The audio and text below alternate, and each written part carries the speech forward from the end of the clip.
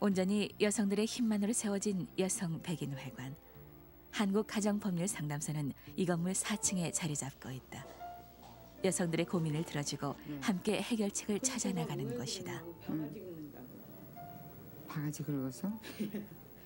가정법률상담소의 설립자이며 소장인 이태영 박사는 오늘도 많은 여성들을 만난다. 남편과 갈등을 겪고 있는 여성, 이혼의 위치에 처한 여성, 그리고 요즘 들어 늘고 있는 남성들의 상담. 이태영은 30년이 넘게 이들의 고민을 들어오고 있다. 하지만 후배들은 1, 20분 만에 끝내는 일을 그는 1시간, 2시간도 부족해한다. 이제는 상담 유형별로 답이 척척 나올 법도 하건만 이태영은 갈수록 어려움을 느낀다. 인간의 문제란 천태만상이고 거기에 방법도 천태만상으로 나와야 될 거고 사람의 지혜와 내가 말하는 사람의 심보와 지식과 태도와 그날의 조건과 이게 다 영향을 미치기 때문에요. 얼마나 많은 노력을 하는지 왜 그렇게 선생님이 오래 해요? 어떤지 아이 좀 그만 좀 짧게 하세요. 그래도 나도 짧게 하고 싶지 하면 안 되는 걸 끝도 없이 가슴에서 다 우러나야 되고 그 사람의 창자를 다 들여다보게 되고 이렇게 될 때야 대답이 나온 게 그 사람한테 쏙 들어가요. 그러면 그때 그 사람이 같이 감격에 울고 둘이 손을 잡게 되고 서로 감격도 하고 울기도 하고 어떤 땐 기도도 하고 어떤 땐 손도 만져주고 두들러 주기도 하고 야단도 치고 그러면 그 야단이 좀 더 야단하려는 거야. 좀 때리려는 거야. 그 정도로까지 가들 될 때만 내가 만족해지거든요. 그 시간이 많이 걸려요.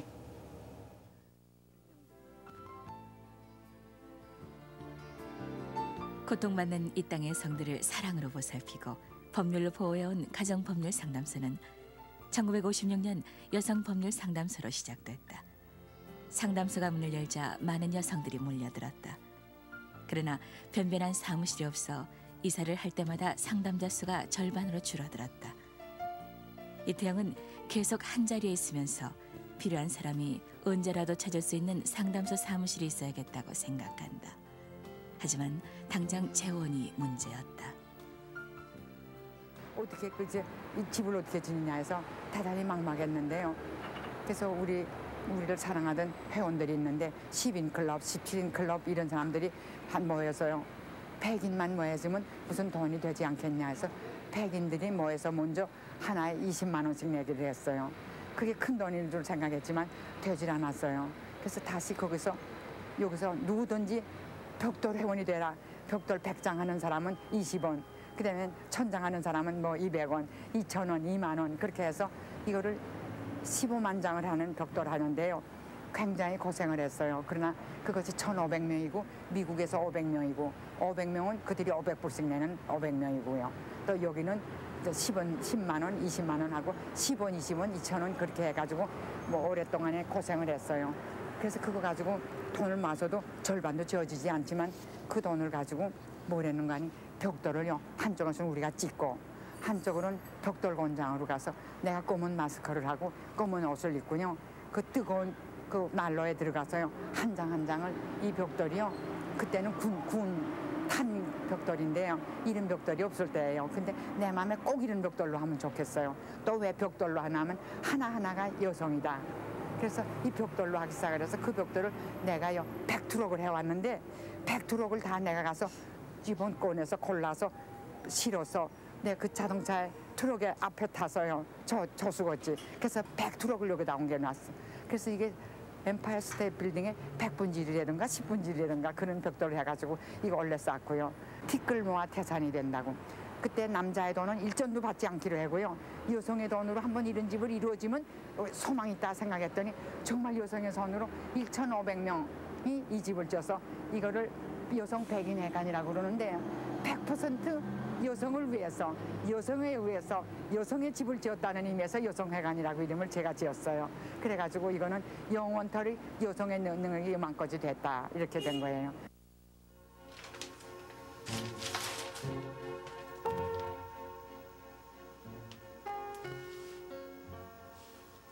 이태영의 방은 항상 조용하다.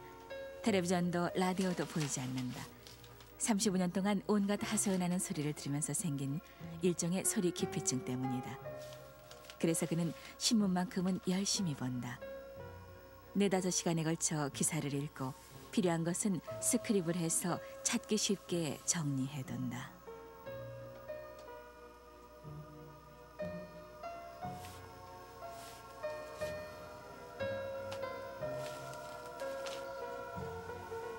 항목별로 분류된 메모책에서도 그의 꼼꼼함은 엿보인다. 이런 꼼꼼함과 부지런함으로 이태영은 지난 30여 년간 우리의 여성운동을 이끌어왔다. 특히 법을 통한 여성의 인권 회복은 가정법률 상담소, 가족법 개정으로 그 열매를 맺고 있다. 여성 고시 합격 1호이자 한국 최초의 여성 변호사로 축복받은 여성 이태영. 그는 어떻게 해서 여성 문제에 관심을 갖게 된 것일까? 7살 날 때요. 내가 광동 소학교라고 운산 독진에 내탄 건데 그 소학교 학생 중심으로 웅변대회를 하는데 배제학교 출신인 어미안이라는 선생님이 말씀을 웅변을 잘하시는 어른이라고 그래요. 근데 그때는 웅변 잘한다는 거 모르고 옥색 모시 두루마기를 입고 여기다 먹기를 메고 이렇게 배제학교를 나오시고 오셨던데 그 어른이 웅변대회를 한다고 그래요. 그래서 웅변대회가 뭔가 이렇게 가만 어른들 얘기 들어보니까 나와서 연설시키는 거예요. 근데 제가요 그때 또 좀 당돌했던가 봐요. 우리 엄마 보고도 왜 나는 그런 거 안 시킬까? 그러니까 글쎄 너는 조금 해서. 근데 그래서 그 선생님이 이제 늘 교회 나오시니까 그한테 옥색 못이 두루마기를 내가 쫙 잡고 선생님 왜 나는 안 시켜요? 올죽되게 말이야. 지금 아마 내 성격을 해서 여러분 취직이 갈 거예요. 근데 그걸 내가 부끄럽지 않게 왜 난 안 하느냐고 이렇게 물으니까 너는 어려서 안 돼. 내가 4학년 돼야 해. 4학년, 5학년, 6학년 다 나오는데 어른도 못 돼. 그러니까 내가 거기서 반항을 했는데 선생님 나 왜 닷새 나서부터 나 연설시켰어요. 너 언제 무슨 연설해? 꽃주일에 왜 꽃꽂아다 놓고 하나님께서 이런 좋은 꽃 주셔서 감사합니다 하는 거 꽃주일 할 때 나 연설 안 했어요? 그렇지 그렇지. 또 했어요. 언제? 추수감사주일에요. 무 배추 안고 나가서 이런 배추물 다 잘 길르게 해줘서 김치 해먹고 이제 쌀도 잘 나오고 강냉이도 잘 나오고 감자도 잘 나와서 고맙어요. 그래서 그걸 안고 하지 않았어요. 그렇지. 아니 또 있어요. 크리스마스 날이면 날더러 나와서 저 멀리 이스라엘 땅에 예루살렘에서 예수님이 나섰지 않았어요. 그런데 통방박사 3사람이 황금과 유황과 모략을 안고 와서 선물 드린다고 해서 내가 그걸 다 현영하면서 얘기하지 않았어요. 그러니까 성경 쫄수가 있는 거예요. 그랬는데 왜 그땐 그거 시키고 오늘 이건 안 해요. 아 요놈 봐라. 그가 살았으면 지금 90여 세 됐었을 텐데. 그래서 내가 그 얘기를 하면서 울었어요. 내가 밀려지는 것 같아서요. 그랬더니 그러면 내가 꼭 해야 되겠니? 했으면 좋겠어요. 이렇게. 그것도 뭘 하는 걸로 생각을 했던 모양이에요. 그거 시켜서 한 건데. 그러니까 날더러 무슨 얘기를 하고 싶어서 그러니? 다 써주거든요. 써서 따로 해서 하는 건데 넌 뭘 하고 싶어서 그래? 얼큰새 나온 게 나 딸이라고. 딸이 못한 말이가. 딸이면 자꾸 우니까 난 어떻게 해? 그래서 내가 물어볼 거야. 그래 오늘 내가 하면 못 들어지겠는데 그땐 그것도 모르고 울면서 난 딸이라고 그래서 그랬다니까. 너 내가 그렇게 하간? 너 뭐라고 하려고 그래? 그래서 내가 아까 그 얘기를 했어요. 아들 낳으면 이렇고 딸 낳으면 이러는데 나 그거 얘기해보면 안 돼? 너 정말 그거 하니? 그래서 나 안 써줘도 되니? 그 말하는 건 내가 하지. 그러니까 그럼 그거 하겠니? 한다고. 그럼 내준다고. 그래서 예외로 하나를 내어줬어요. 그런데 그것이 망신은 했지만은요. 그냥 그걸 할 때 그걸 하다가요. 웅변대에 올라가서 그 말하다가요 울었어요. 그랬다고 하면서 내가 기지기지 울었다고 그러니까 박수를 해서 그러니까 내가 고전에 가만한 사람 올라간 데 보면 올라가면 절을 하고 그다음에 내려올 때 절을 한단 말이에요. 그런데 나한테 내가 울고 있는데 박수를 하니까 내려오라는 줄 알고 내가 금 내려왔어요. 그래서 하니까 사람들이 쟤 왜 내려왔느냐고 내려왔냐 그래서 박수를 쳐주니까 내려왔지요. 그랬단 말이야. 그러니까 우리 엄마랑 옆에 선생님이 피아노 옆에 이렇게 섰댔는데 맹꽁아 왜 내려왔니? 너 잘했다고 올라간대. 그럼 또 올라간다고 지금 올라가는 거예요. 근데 그때는 안 된다는 거예요. 안 된다는 거야. 그래서 그다음 어머니 치맛자락에 엎드려서 피아노 옆에서 꾹 머리를 목으로 거치고 그냥 울었다고요. 그래서 그 동네에서 나는 맹꽁이라고 이름이 났어. 이렇게 해서 어린 소녀 이태영은 자신이 차별받는 여성으로 태어났다는 사실을 자각한다. 그리고 그 시절 이태영은 자신의 인생을 바꿔놓을 커다란 꿈을 품게 된다. 똑똑한 동생을 유난히 귀여워하던 큰오빠 태윤이 그에게 변호사의 꿈을 심어준 것이다. 어린 태영은 뭔지도 모르면서 그 꿈을 키운다. 평양 정의권에 올 때요. 오빠가 데리고 손목 잡고 왔거든요. 근데 거기가 내거리 소문통이라고 그래요. 내거리가 여기 종로 내거리 같은 데 소문통이라고 그러는데 소문통 내거리에 요 코너에 집이 하나 있는데요. 그 코너에다 지나가는데 이제 걸어가지요. 정거장에서 내려서 못 타보던 기차를 타니까 내가 지금 세상 뭐 다 가는 것 같아서 흥이 겨워서 오빠 손목 잡고 오는데 오다가요. 길에서 보니까 간판이 박태성 법률사무소 있잖아요. 그분이 몇 해 전에 돌아가셨어요. 평양에서. 박태성 법률사무소. 오빠. 아이고 봤어 누가 변호사 됐어. 난 이젠 안 돼야 되겠다. 봤어 남이 다 했으니 난 어떻게 해. 그러니까 그때 오빠 너 그거 봤니? 봤어. 저건 뭐야. 난 어떻게 해. 난 이젠 안 되지. 그러니까 아니야. 또 돼. 어떻게 또 돼. 남이 됐는데. 아까 하나만 되는 게 아니야. 뭐인데 그러니까 의사님이 우리 고향에 의사 둘이 있지. 하나는 최 의사님하고 하나는 서양 의사 딱도 파와가 있지. 딱도 파와라는 거 다 이름인 줄 알았어요. 파와는 이름이지만 딱도 파와라고 그랬는데 거기 일꾼들이 하기 위해서 미국에서 의사를 데려왔더라고요. 금광하면서. 그렇게 의사 둘 있잖아. 그러니까 의사 둘은 뭐라는 거 아니 사람 죽지 않게 병 다 고쳐주는 거지. 이제 변호사도 의사같이 자꾸 많이 있도록 좋은 거야. 그런데 여기도 지금 있는데 많이 있을 거야. 이 사람은 뭘 하는 거 아니? 저 사람은 병난 거를 고치는 거고 이 변호사는 마음의 아픔과 마음에 무슨 걱정이 있으면 그걸 다 풀어주는 거야. 어때? 그러니까 나 좋아 그거 하겠어. 그러니까 정말 하겠냐? 뭐를 쓰다면서 가다요 지금 네 거리에서 이렇게 쓰러지면서 내가 그거 하겠니? 그러니까 하겠다고 그러니까 됐어. 그러면 가다가요. 내가 보지도 못했는데 너무 오빠가 기뻐서 구두를 사줘요. 구두는 보지도 못했거든요. 지금 그 구두의 모양을 내가 다 알겠어요. 이렇게 검은 구두인데 높지는 않지만 앞에 이렇게 돌아가면서 뭐 착착 이렇게 해서 줬어요. 그 구두를 사주면서 네가 변호사 될 사람이니까 내가 먼저 구두 사준다. 그래가지고 신고 정의학교까지 가자고 그래서 아까워서 못 신어. 난 안 신는다고 그걸 싸서 들고 가고 나 신었던 운동화 신고 그냥 갔다고요. 그게 잊히잖아요. 그 나를 오빠가 다짐해줬어. 정의고녀를 졸업하고 이태영은 이화여대 가사과에 입학한다. 집안 형편상 장학금을 받아야만 했던 그는 밤낮으로 열심히 공부한다. 하지만 변호사의 꿈도 포기할 수는 없었다. 여유 있는 생활 안 해서 여유라는 건 마음의 여유도 없고 시간의 여유도 없었어요. 다 놀래 갈 때도 안 가고 원적 갈 때도 안 가고 밤에도 내가 다 공부하고 공부할 땐 너무너무 얼마나 애쓴 거 아니 10시 되면 불을 딱 끄기 때문에 기숙사요. 그러면 변속관에 앉아서 변속관 불 앞에서 공부하고 그것도 안 되면 전지 사다가 이불 속에서 해서라도 책을 보고 그랬어요. 그때 당시 이태영의 모습은 어땠니 하고 특징을 말하려면 이구동성으로 하는 얘기가 뭔가 하니 보따리 두고 다니는 여자. 책가방이 아니고 보따리거든. 하나는 가사과 복다리, 하나는 법률 보따리. 그래서 본과 1학년, 그러니까 2학년 쌤인데요. 본과 1학년에서는 법률 경제라는 과목이 있었어요.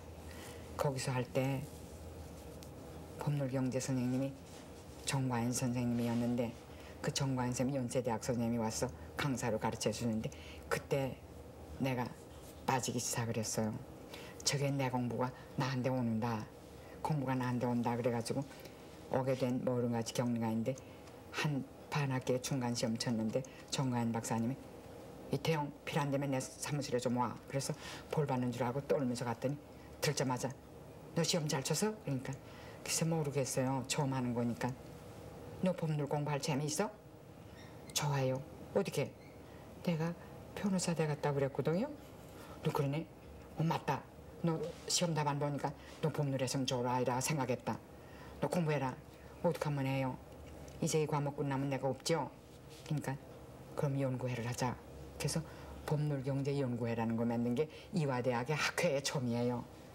1933년에. 그게 처음이에요.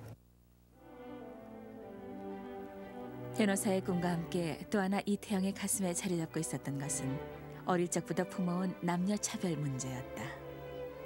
한 4학년 졸업반에서 봄에 2월에 졸업하겠는데 11월이에요. 여운영 씨가 사장으로 계시는 중앙일보에서 여성 전문 학생들에 대해서 전국 웅변대회를 했어요. 그럴 때 우리 과에서 가사과, 문과, 보육과, 음악과 네 사람이 다 나가고 그다음에 다른데 뭐 여자 의전 뭐 이렇게 해서 다 나왔는데요. 다 여러 사람들은 김정옥 씨 같은 이는요. 농촌은 식자를 부른다. 무슨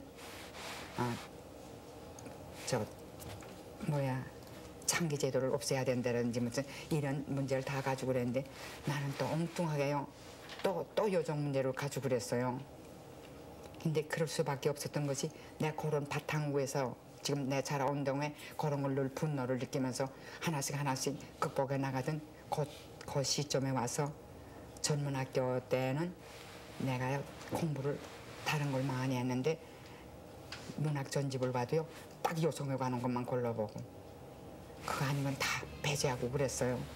그래서 그런 거에 열심히 해서 조금 여성 문제에 대해서 남달리 본래 그 바탕에 그런 관심이 있던 데서 가니까 그게 점점 커지대요.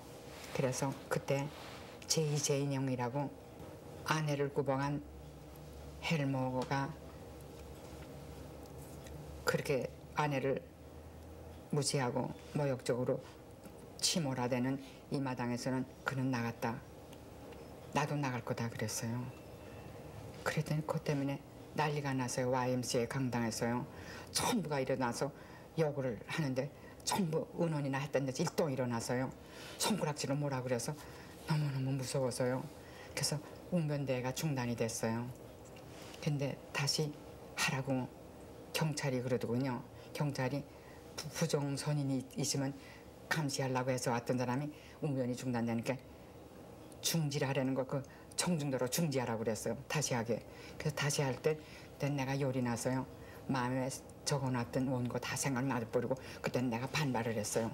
그러니까 사회에 대해서 강렬한 반항을 했어요. 항거를 했다고요. 그땐 내가 안 나간다고 그랬어. 아까 나간다고 해놓고 안 나간다고. 내가 왜 나갔냐고. 못되게 그런 남편 나가라고 그럴 거라. 내가 왜 아이를 잊어버리고 아이 고아를 만들어?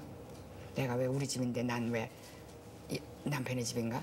나도 그 집이었는데 안 나간다고 그랬다고요.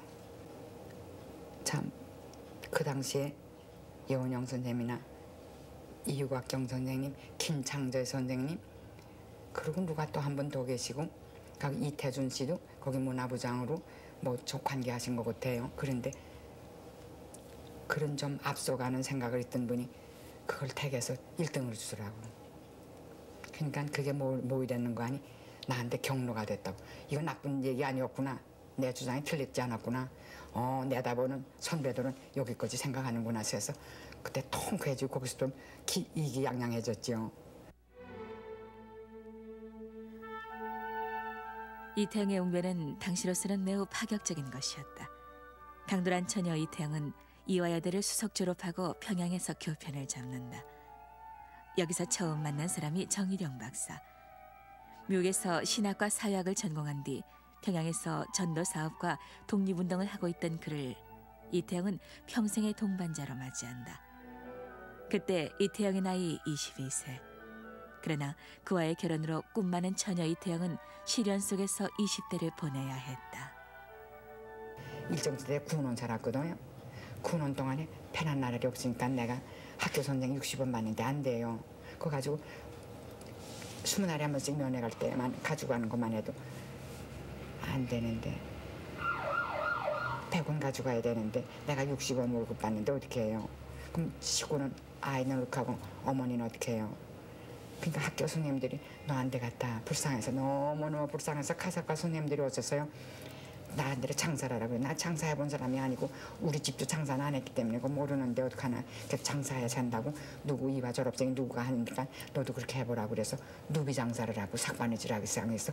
동네 문 아래 서흥상점이라는 조그만 구멍가게만한 걸 하나 그걸 얻어가지고 그 서흥상점이라는 제목을 그대로 두고 그 아래서 자봉집 넣고 처음엔 삭바느질했어요. 치마 뜯어서 몸빼 바지를 해서 방공 연습하는 데 쓰고 남자의 와이셔츠 뜯어서 브라우스로 만들어주는 거 그걸로 삭바느질 하다가 그다음에 한복도 하고 카사과에서 다 뵀으니까 한복도 하다가 그거 가지고 수입이 안 돼서 그다음에 행상을 했어요. 한 장사를 하다 그거도 안 돼서 누비 장사를 했지.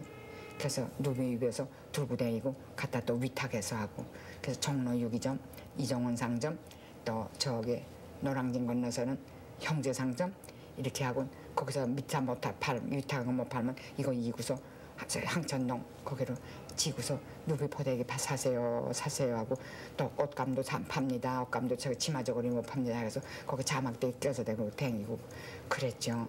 그때 고생을 죽게 했어요. 그때 고생은 지금 이 나이면 못할 거예요. 살이 막 예 나가고 뼈가 휘지고 내가 몸을 거둘 수가 없어. 근데 절대기 없어서 또 아들 난 집에 앞에 가서 또 뭘 사라고 그랬다가 부티kä를 들고 나와서 향천동 그 꼭대기에서 때려서 내가 그 짐을 가지고 토망패다가 그냥 디글디글 굴어서 그냥 이불 포대기 다 길거리에 놓치고 나는 디글디글 굴어서 다 짐을 찢고 진탕에 맞고 톨에 맞고 그냥 죽게 하는 이런 것까지 다 겪고요.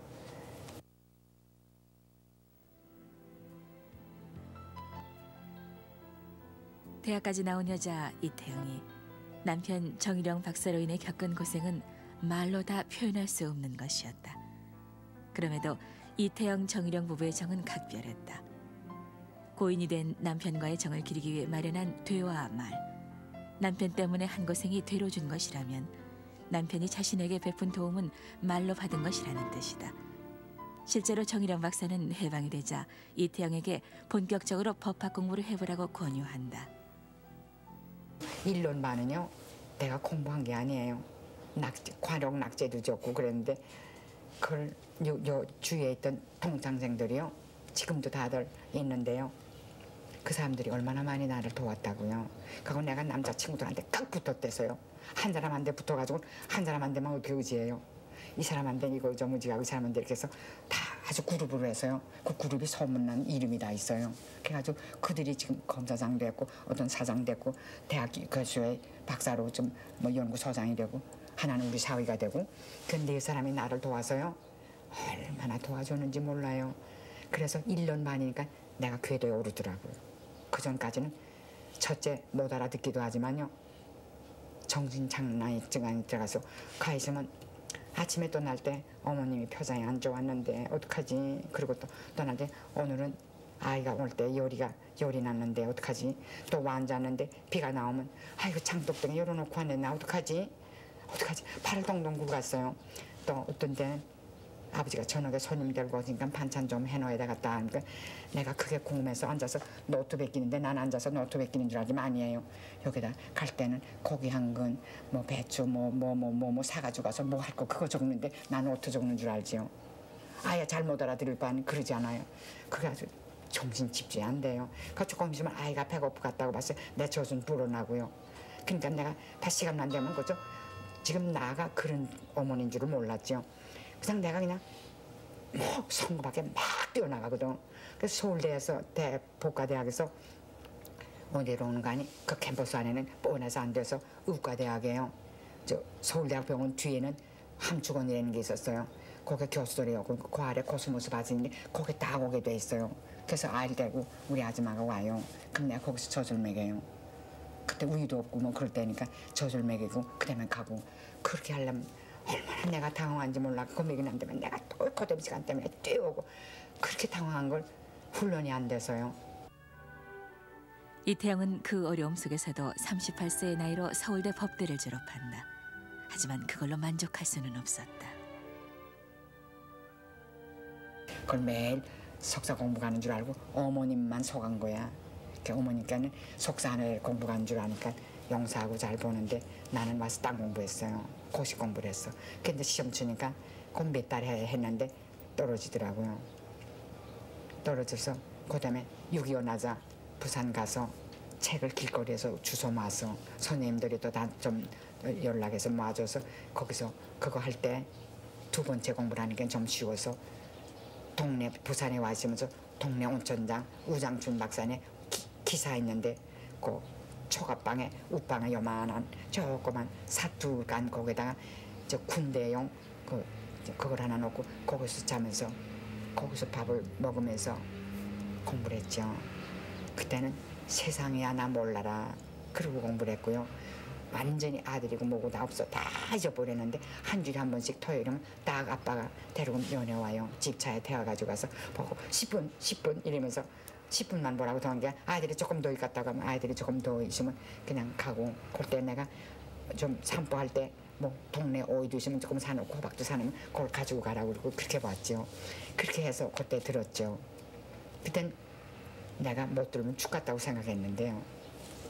그러면 그래서 우리 아이들도 나 없지 피난 시절에 불측한 일이죠. 내가 잔인한 일이죠.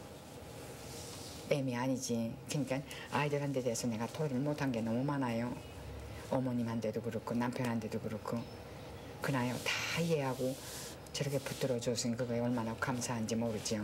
그러니까 내가 한 게 아니에요. 내가 졸업할 때도 내 졸업장이라고 안 그랬어요. 이거는 어머니 거 사분질, 아빠 거 사분질, 아이들의 사분질, 내게 사분질이에요. 내가 울면서 울먹거리면 그랬다고요. 그런 마음이 심정이고 거시도 그래요. 여러 식구들의 희생에 우해서 돼진 거지 내가 한 거 아니에요. 그러면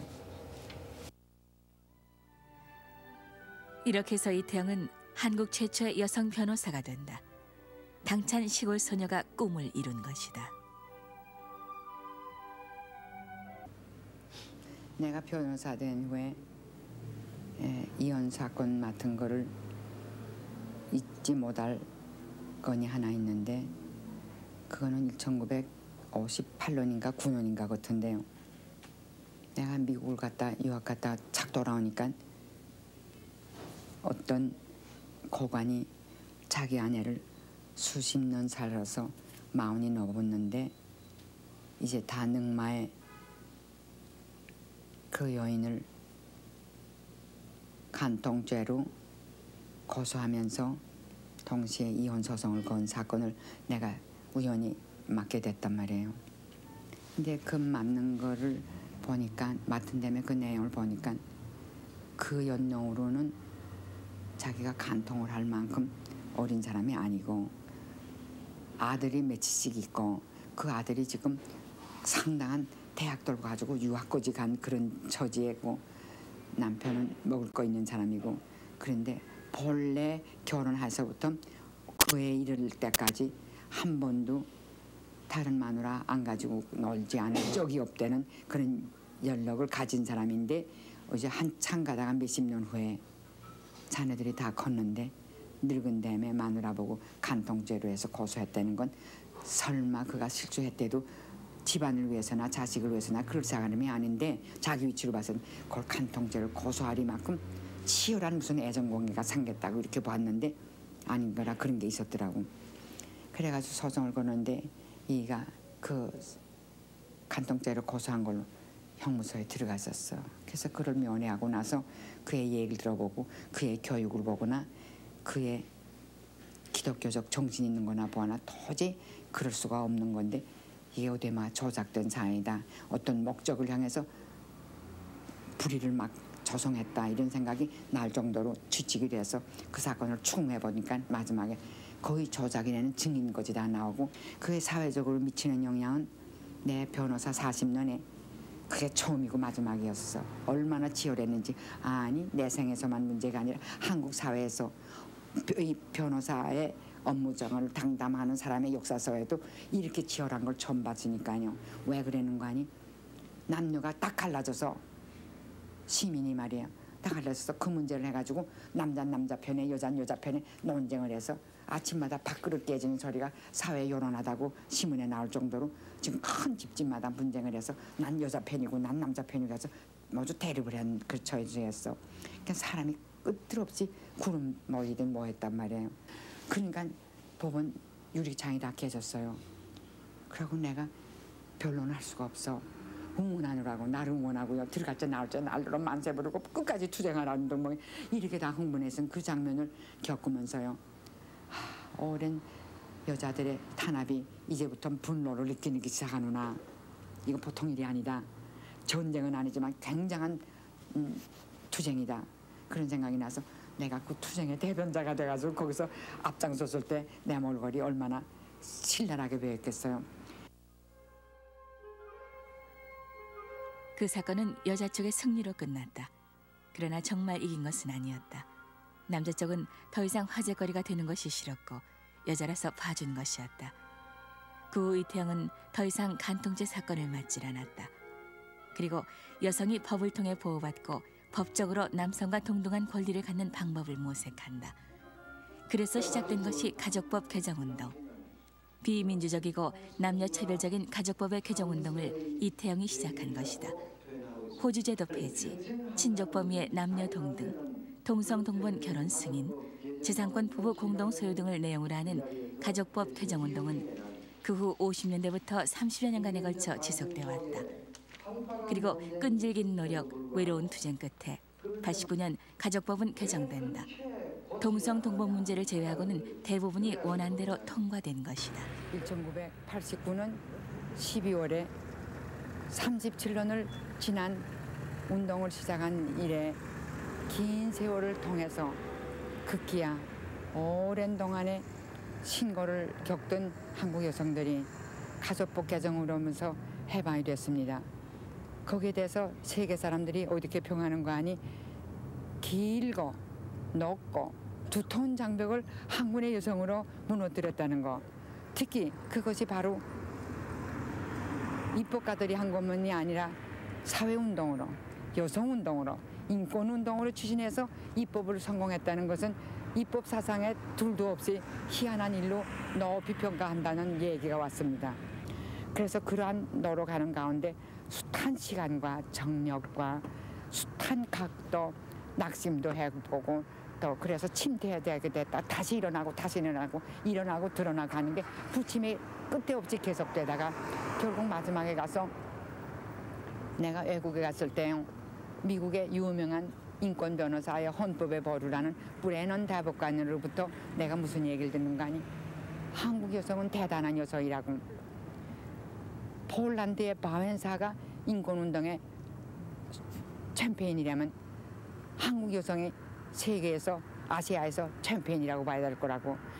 그 안방에 있는 아내들이 탄압만 받던 그 입장에서 어떻게 감히 국회의원도 아닌데 진정서를 쓰고 청원서를 써서 국회에다 갖다 내서 국회의원을 설득시켜서 법률을 개정하게 되느냐. 그동안 2번을 크게 개정하고 조그맣게 몇 번을 개정했지만 그걸 다 어떻게 했느냐고 그럴 때 우리가 아직 상처를 안 받았습니다. 마음의 상처는 받았지만 머리는 깨지지 않았습니다. 그럴 때 너희 장래는 밝다고 그런 소리를 칭찬을 받고 나서 그 해 바로 돌아와서 내가 살아서 우리 여성들의 힘을 내가 북돋아 주면서 같이 끌고 가서 이거 개성하는 걸 내가 봐야 순순히 죽을 수 있겠다는 생각을 해서요. 그때는 89년에는 전력을 다해서요. 밥 먹고 자지 않고 그 운동을 했는데 그게 나 마찬가지라 한국 여성이 전부 합해서 한 이것이 우리 역사상에서 특히 여성운동사에서 한국 여성이 전부 하나가 돼서 반대 없이 이 법을 지지하면서 개정해달라고 꿈에도 꿈을 꿀 정도로 열망을 하면서 이 노력을 밀어닥친 것이 결국 굳어졌던 남편들의 굳어졌던 국회의원들의 마음을 다 사라져서 또 여기 안에 있는 여성 국회의원들도 적극적으로 협력을 해줘서 그 89년에 이루어졌다는 건 역사적인 사실이고 입법 사상에도요 여성이 한 이슈 가지고 한 제목 가지고 37년 그 사람들이 그껏 37년 동안 죽지 않고 살아있으면서 이걸 개서갔다는 건 세계 입법 사상에 없는 유래라고 외국인들이 그래요. 옛날 험한 북쪽 산골 마을에 자신이 차별받은 여자로 태어났다는 것을 깨달은 어린 소녀가 있었다. 그는 변호사의 꿈을 갖고 있었고 그 꿈을 키워 이태영은 지금 여성운동가이며 생활 속에서 법을 실천하는 변호사가 되었다. 작은 소망의 씨앗을 척박한 토양, 모진 비바람 속에서도 싹을 틔우고 잎을 내고 열매를 맺게 한 것이다.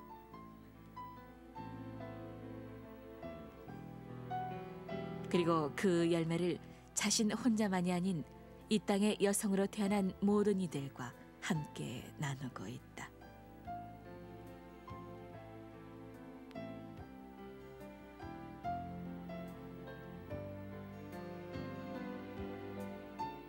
지금껏 그를 지지해준 신앙과 함께 이태영은 번민하는 이웃과 함께하는 삶으로 또 내일을 시작할 것이다.